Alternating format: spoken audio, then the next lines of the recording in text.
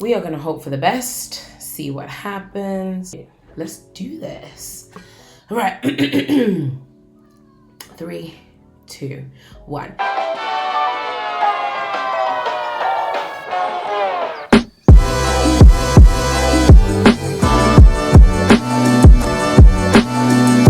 Hey guys, welcome back to my channel and welcome to a brand new video. Now, first and foremost, disclaimer moment.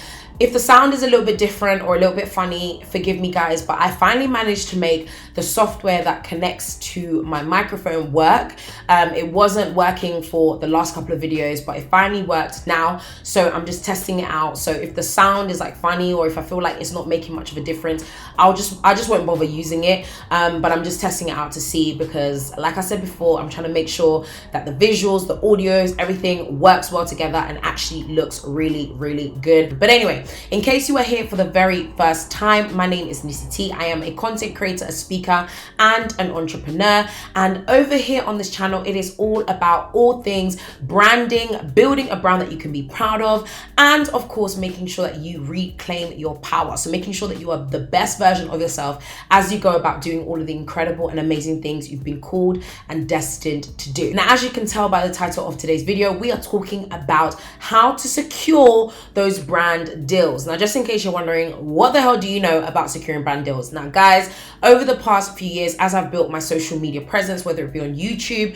on Instagram, on Snapchat, or whatever it is, I have thankfully managed to bring in an income from being able to work with other brands. Now, there's loads of different versions of brand deals. There's like one-off brand deals. There are long-term brand deals, which I'm going to kind of touch on as we go along. But just to let you know, in terms of like what a brand deal looks like, there is a brand that will come to you and that might say to you, hey, you've got X amount of followers, or hey, we really like the work that you're doing, or hey, we really love the fact that you connect with your audience. We have X product, which could be an actual physical product like a watch or a bracelet or, you know, a water bottle, whatever it is. Or they might have a service that they offer, and they will essentially come to you and they would say, do you know what, we think that you would be a great person to represent X, Y, and Z. Can we do X, Y, and Z, or pay you in order for us to be able to, you know, to get you to promote our product? So that is basically a brand deal. Now, the start and the beginning is, and this is just me calling a spade a spade. When you first start and you're building a platform,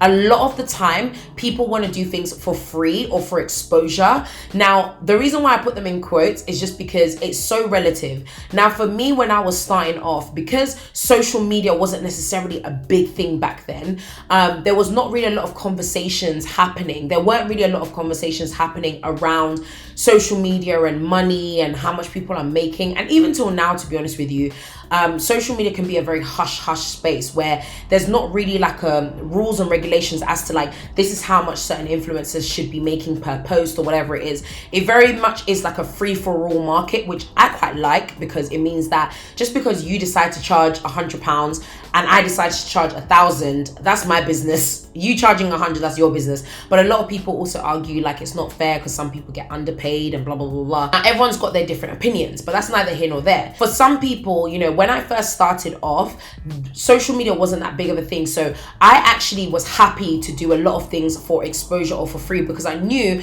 it was going to allow me to become credible, reliable, and for me to grow my platform, which are 3 very, very key and important things that you should think about when you are building your brand, especially if you are a personal brand like myself, or building a business also like myself, you know, as an entrepreneur. But it's really, really important to think about those things. So don't run away from exposure. Don't run away from building a brand or a platform based off of the fact that they just want to have an exchange of, hey, we'll give you this product for free, we can't pay you right now, but you can promote it and you can have it for free. I don't think there's anything wrong with that, especially at the beginning. But then when you start, you know, moving along, even if, for example, you've got like 1,000 followers, to some people that might not seem like a lot, but I always like to put this into perspective. Think about the fact that when you grow up, like here in the UK, in our classrooms, we have up to 30 people in a classroom, sometimes more depending on where you are, but let's just say 30 people in a classroom. Now multiply multiply that 30 by 10, that is 300. Now multiply that now by 4 and just carve off just a little bit number of those people, and those are the people that are following you. It might seem like a small number on social media, but I'm telling you right now, if you had 1,000 people in a room, that is a hell of a lot of people. So please do not undersell yourself and do not underplay the fact that you've been able to build a platform of 1,000 people, because that's a lot of people deciding that they're going to commit, you know, their time, their energy to follow you, to like your stuff, to, you know, commit to your journey. So, you know, you might be somebody that has quite a small platform, which is totally fine, right? You've got a small platform, but someone comes up to you and says, hey, we want you to promote this product. You may also be in a place where you're like, do you know what? No, I've done my work. Paid my dues. It's time for people to start paying me, because I know that I have an audience that connect with me, an audience that trusts me. And I believe that I would bring that person a return in their investment, i.e. if they pay me, I know that it will be worth it. Now, like I said before, okay, and I gave you guys a disclaimer, when I started off, it was very much like free. Then as I started to go along on my journey, it was like, no, I'm going to start making sure that I get paid to do that. And today I wanted to talk to you guys about how I've managed to secure those brand deals, and most importantly, things that I wish I knew. So number one, you can either reach out to people or let them reach out to you. So with myself, as I've grown over the, you know, past few years of building my own social media platform, in the beginning, I did a lot of like reaching out to brands myself, where I would actually email them and message them and be like, hey, you know, I do this and this on social media. I would love to be able to work with you, to collaborate with you. I love your product. Would you be interested in working together? Or, you know, this would be a mutually beneficial relationship. Like, you know, like making it sound like, hey, I'm here, and I believe that working with you would be great, not just for me, but also for you. But then there's also the other way around, where as you start to grow, or even if you have a smaller platform, but as your numbers start to accumulate, brands start noticing you and start looking at you and thinking, oh, you know what, they're getting a few likes on their pictures, or look, their page is growing. So there's two ways that it normally happens. Now, a lot of people think that they should just wait until someone approaches them, but I highly suggest that you don't. You do not even know what you could be missing out on. Even for myself, for example, I actually had management for a period. I don't have management anymore, just because I decided that it was time for me to do my own thing and to just manage my own finances and my own business and that sort of thing. But I had management for a period, and they would go out of their way to contact brands who they were in touch with and say, hey, we've got this girl that we're managing. Could we do something? We've got this person. You don't even have to wait until you have management. You could do that on your own. There is nothing wrong with reaching out to a brand, reaching out to a particular company and saying, listen, I love your products. I love what you can do, and I would love to work with you. Now, one thing that I would suggest, rather than just going to them and saying, hey, hi, my name is, and this is what I can offer, it's really important that you think about some key things. Number one, what exactly is it that you are offering them? Are you offering them more followers? Are you offering them more people to come onto their page? Are you offering them a new, maybe different audience? Maybe, for example, it's a brand and you go on their Instagram and you see that there's no black people on their page, and you could go up to them and say, hey, you know, I'm sure that you're in a place right now, especially with everything that's been going on in the world. Brands are now thinking about, how do we make sure that we're connecting with all sorts of people from different backgrounds and different communities? Maybe you are Black, Asian, you know, someone from a different ethnic group, and you say, do you know what? Let me reach out to them and just say, hey, I'm sure that you've been thinking about diversifying your profile. I love what you do, but I just feel like people from my community would definitely benefit from it, but I don't think that people know about it. Can we work together? That straight away, not only are you saying to them, hey, this is what I can offer, you're also saying to them, hey, this is how I can help you. And that's where a lot of people miss out opportunities, because they just go up to people and think that by just saying, hey, I have 10,000 followers, work with me, that's it. No, actually think about what you offer and what you can do for them. How can you help them? How can you serve their desires, their needs, or whatever it is that they wish to do as well? Another thing that I really think about as well when approaching these brands is also thinking about putting together a media kit, a media pack, or a deck that can basically detail and explain who you are, what you're about what your brand is about, and also things like your prices and your rates. But your prices and your rates, I will say, is maybe something that you should bring up later, just so that you can establish the relationship first. So it doesn't feel like you're just kind of like jumping on them like, oh, hey, hi, my name is, and I want to do this. Oh, and by the way, this is how much I charge. Remember, all good business is relationship based. It's all about making sure that you are, wooing the person. Think of it like dating. When you're dating, you don't first start off by just showing everything. You come looking cute, you woo them first, you reel them in, then you show them what you really look like with your wig off, okay? You do that later.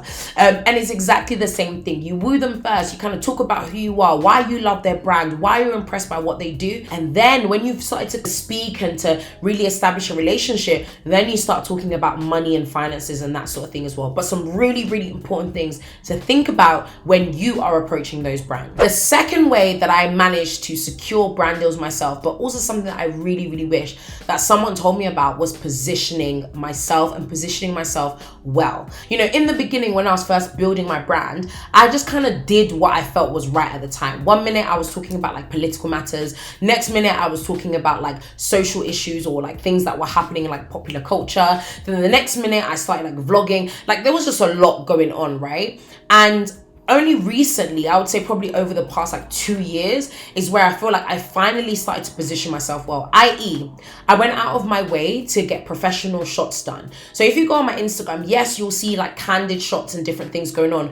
But if you scroll, you'll also see like professional shots, like where I've done photo shoots with people. Why? Because there's a certain air. I don't know how else to describe it, right? It's going to sound a little bit uppity, but there's a certain air that I want to give off. Yes, I want to give off the fact that I also am fun, I have a personality, all of this great stuff. But I also want to show people that I'm a professional, I'm a boss babe, I'm somebody that is serious, someone that is well put together, someone that takes pride in how they look and how they present themselves. Because those are all things that I know that people are going to be judging me on. Whether or not I like it, people judge you based on what they see. So I want to show to them that I care about my brand, I care about what I represent, and that is all positioning. It all helps to position me in front of the right people, number one, because people that come to me, and this is a story that I've shared before, but I worked with someone a few years ago, and I remember we were talking about, me starting my own clothing line.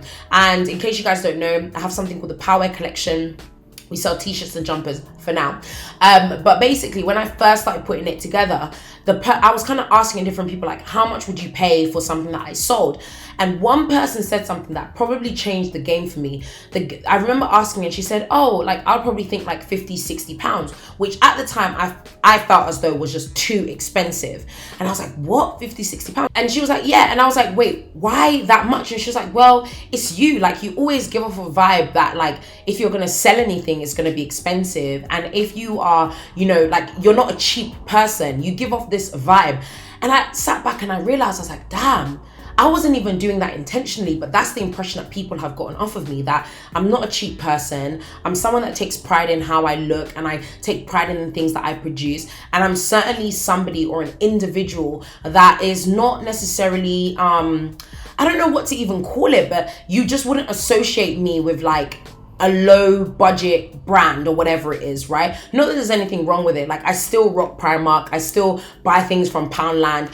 It's not about where I'm shopping, but it's about the way that I either put it in my home or the way that I wear it, right? Just like when people say you could buy from Primark, which is considered a low-end brand here in the UK, even though I think that their prices are increasing quite a bit. So they're not even necessarily low-end anymore. But let's just say, for example, you could wear something from Primark, but still the way that you wear it, the way that you piece it with other items will still make it look expensive, right? And that's what you need to do. If you want to go for those high-end brands and those high-end companies and secure those deals, you have to look expensive. You have to look like you're someone that deserves 5, 6 figures, 7-figure contracts. Otherwise, people are just going to be like, okay, we can go to somebody else. That's why you see, some people, like someone that I follow on Instagram, I think her name is is it Jaylin or Jalissa? I think it's Jaylin. She was on like Forbes and all these different magazines and different things, talking about how she managed to secure something like $870,000 worth of collaborations and brand deals.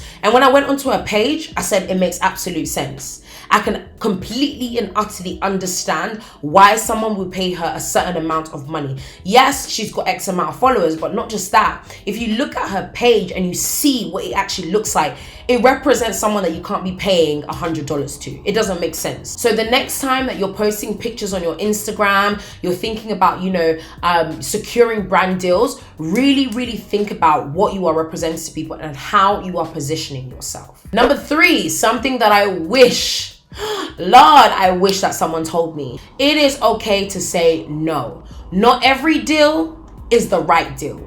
Not every deal is the deal for you, and not every deal is a good deal. Sometimes you have to learn to walk away. Now, I know this can be very hard because I also did this. When I first started on socials and I was just about starting to get brand deals and collaborations, and I was just about making some form of income and some form of money, at that point in time, I was broke. I didn't have money. So even if someone I knew in myself undercut me so much and they paid me a fraction of what I knew I deserved, I would take it anyway because I needed the money. But now I wish I had somebody that looked back and said to me, Nissy, do not take that because you are underselling yourself. And you might just think, oh, it's just a one-off thing anyway. But trust me, those people, they will come back to you multiple times. And even if you come back to them and say, hey, last time I let you guys give me X, but really and truly, that was way below what I paid. They will continue to try and pay you at that amount, at that low amount. Why? Because you accepted it the first time.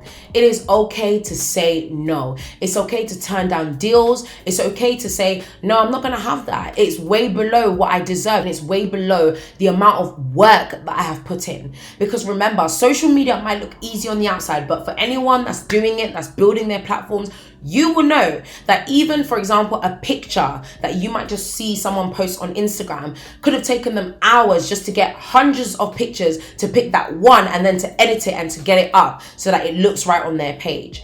Content creation is not easy. So please do not undercut yourself by taking something that you know is absolutely ridiculous. Now, am I saying that, you should say no to everything? Absolutely not. There are some moments where it might be like, do you know what? I'm undercutting myself. However, I know that this is going to serve best for me, or it's going to serve well for me in the future. So for example, I've had some brands that I've worked with where I've worked with now multiple times, because even though I knew that they were selling me kind of short, I said yes initially, but then because they really liked the work that I did and they really enjoyed the work that we did together, they were then like, they came back in the future, then they were like, okay, cool, we'll pay you X amount, because they saw the effort, they saw the work, they saw the commitment that I made to the brand.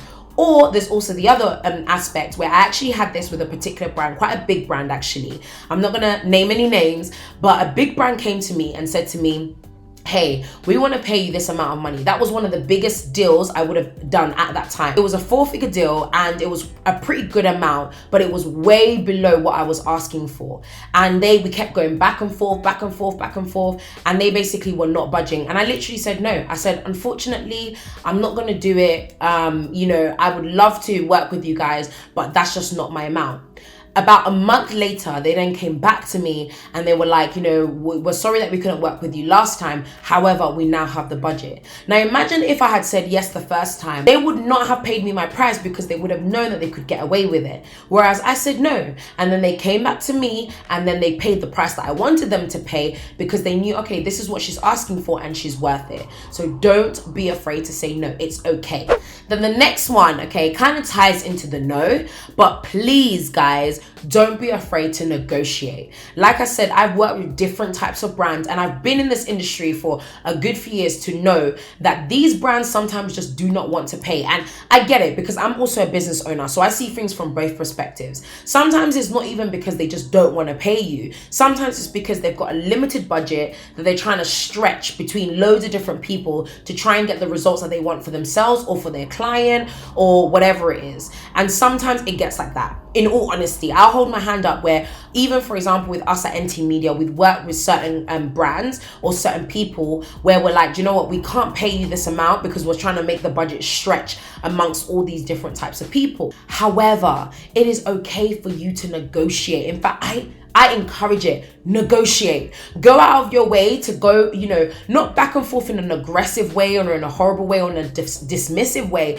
but just to kind of say, hey, what can we do here? And there are loads of different ways that you can go about it. And maybe again, I think this might need to be another video where I talk about the do's and don'ts. In fact, I'm going to write that down for another video idea. The do's and don'ts of negotiating brand deals. I'm definitely gonna, do a video on that. I've written it down. It's on my section on my notes where I keep all of my YouTube ideas and stuff like that. But there are definitely some do's and don'ts. I'm gonna give you guys one of each just to give you some idea as to what you should or shouldn't be doing when it comes to negotiating. The very first thing, I'm gonna start with don't. Don't, okay, go at the person aggressively. Don't go at them as though you are the be all end all, because I'm telling you right now, you're not. There are hundreds and thousands of influencers out there who would love to work with that brand that has approached you, and probably at a lower price. So don't come with a vibe of like, yeah, if you don't go for me, then you're losing out, then this is that. No one wants all of that. No one wants that kind of attitude, because even if you say that, they'll probably look at you and be like, I'm glad we didn't work with that person, because clearly they have a stinky attitude. What I will say in terms of do's of negotiating is always see how you can help. I've kind of touched on this already, but it kind of emphasizes how important it is to make sure that when you are collaborating with a brand, it is a mutually beneficial relationship and a mutually beneficial agreement.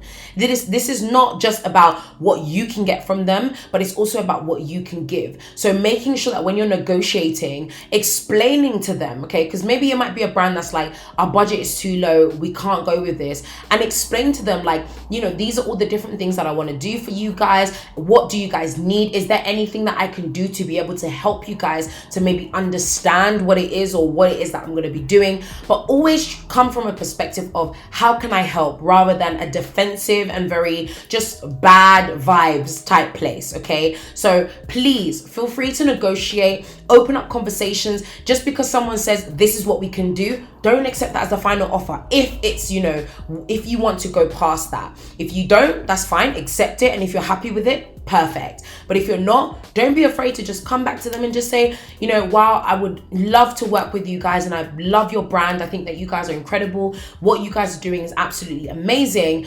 Unfortunately, the budget that you have presented to me is far below what I normally charge, blah, blah, blah, blah, blah. Okay. And again, we'll probably have to do another separate video for like do's and don'ts of negotiation, or maybe how to negotiate and how to do it well as well. But don't be afraid to negotiate. It's okay to kind of push back and say, hey, this isn't enough. Is there anything we can do? And actually, you'd be very surprised at how some brands can actually turn around and say, okay, let's figure out what we can do together. Another thing that I wish that I knew before actually securing brand deals and working with different brands is always start high. Now, this is very important, right? Because when you're working with brands, again, and you're discussing now money, right? And exchanging money for the value that you're bringing them, some people, like I said, will try to undercut you and try to sell you real short. So what I normally say to people is always start high and negotiate low. Why? Because when you start high, the person might start off and be like, oh my gosh, that's way too much. But then when you then start negotiating and talking to them, you can then start decreasing. Okay, I'm going to give you guys an example. I'm going to put you guys on game, okay? Let's say, for example, for an Instagram post, you charge £100 and a brand comes to you and says, hey, we want you to do one Instagram post for our product. How much do you charge? Always start high. Start with like £350. Hey, I charge £350. Now, one of two things might happen. Number one, they might actually turn around and say, okay, no problem. Then right, I'm underselling myself. And then that's when after that, you start fixing up your prices and making sure that you're actually, figuring out like, okay, maybe £100 is a bit too low. Maybe I need to be starting at £350 or £500 or whatever it is, right? So they might turn around to you and say, no problem, that's absolutely fine, and get you to sign a contract and that's done. Or they might turn around and say, oh, actually, that's a bit too pricey for us. However, we can do, and they might offer £200, right? Or they might offer lower, but ultimately you will never go below, or at least you should try not to go below the price that you have in your mind. No brand, nobody else knows what your prices are, but better to start high and negotiate down rather than starting really, really low and then having to negotiate down from there as well. So always start high. That's just a trick and a hack that I learned along the way, because I was like, wait a second, you know, if I start at my actual price and they say we don't have that and they negotiate down, what is that, like, what is happening there? So then I started doing it. I started really, really high, then negotiating down, and I realized that actually when I was starting quite high, sometimes people said yes, sometimes people negotiated down, but even that was more than what my actual price was, or was more than what I'd actually thought I was going to get out of them as well. So it's a win for me and it's a win for them, because they get great content anyway, and they, you know, get access to a new audience, yada yada yada, all of that great stuff. But always remember to start high. And then last but certainly not least, something that I wish that someone told me when it came to securing brand deals is try your very best to work on long-term contracts. Now, one of the things that I've really learned, and something that I've actually only just started to implement myself, is that while having brands come to you and they want to work with you for like one post, one feed post, or one IG story or one YouTube video, that can be brilliant and amazing. And it could be like, you know, maybe it's a big amount and it's like, oh my gosh, they've got all this money to pay me. But the real bag is getting those long-term contracts. For example, I'm currently talking to a brand and I'm negotiating with them to do longer term contracts, whereby they say, we're going to pay you X amount of money every single month for the next 6 months. Now, while it could be amazing to say, I'm going to take this big amount of money for one post or whatever it is, I personally feel like long-term contracts are better, because it means that, let's say for example, a long-term contract, you know, I secure it, I've got this long-term contract and they're paying me £1,500 a month, okay? Rather than maybe doing one post for them and they're paying me £3,000 for that one post, that one-off post. If we secure a contract for 6 months and they're paying me £1,500, I'm making way more money on the longer term than I would have if I just did that one-off deal with them. And what that also means is that if I now did that with, let's say, 3 or 4 different brands, I'm making over £5,000 every single month, and I know that I have over £5,000 secure for the next 6 months.